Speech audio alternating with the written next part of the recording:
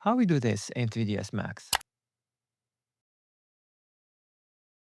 Starting by putting every door's pivot exactly on its hinge. Keep in mind that the hinge layout on this kind of doors is a zigzag chain, something like this. Okay, let's name every panel. We call this the main panel because from this, we will control all the other panels. What we want is, when we rotate the main panel, the second panel should rotate in this opposite direction, while following it at the same time, and all of this would be automatic.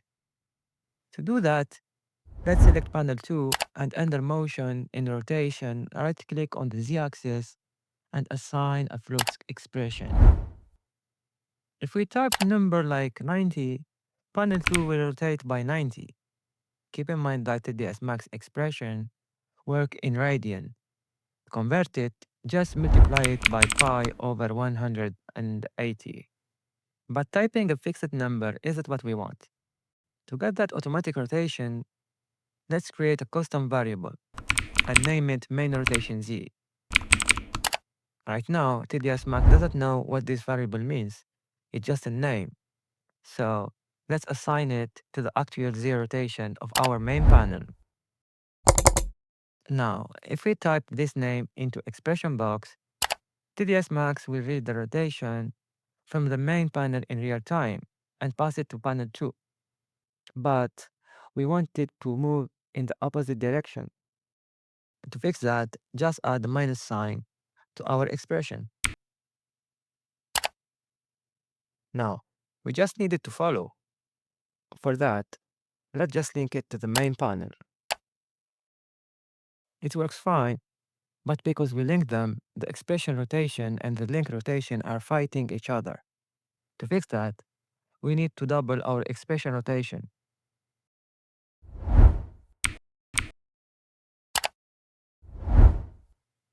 Now it works. Perfect. Okay, let's copy the expression and pass it to the other panels.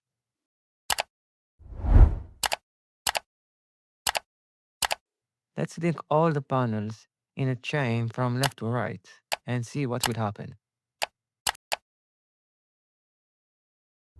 Interesting movement, but not what we want. Panel 3 should rotate in the same direction as the main panel. In this chain, the direction must alternate, one opposite, one same. Now, our folding door works perfectly. Now, let's work on the second part. You can draw whatever shape you want for your interface. Next, let's link the text and the slider to the base rectangle. That way, if we move the rectangle, the entire UI follows.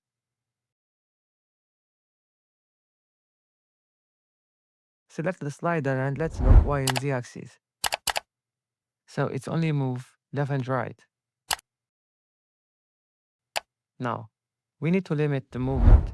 Go to the motion panel, right-click, X position, and assign a float limit. Move your slider to the limit. In general, we just need to read the X coordinate and put it in the float limit. But since the slider is linked, we must change our coordinate system to parent first and then read it.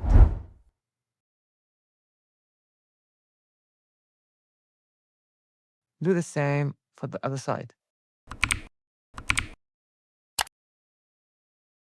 Now, we are ready to link the main panel rotation to our slider. Let's use the reaction manager this time. In the reaction manager, click the green plus and pick the slider X position. Next, select the main panel, click Add Selected, and choose its Z rotation. Now state 1 is created. This is our closed position. Click Create Mode, and in the viewport, rotate the main panel 90 degrees and drag the slider to the other limit. Then click Create State. Our open position is created now. 3ds Max will now automatically calculate the plane between state 1 and state 2.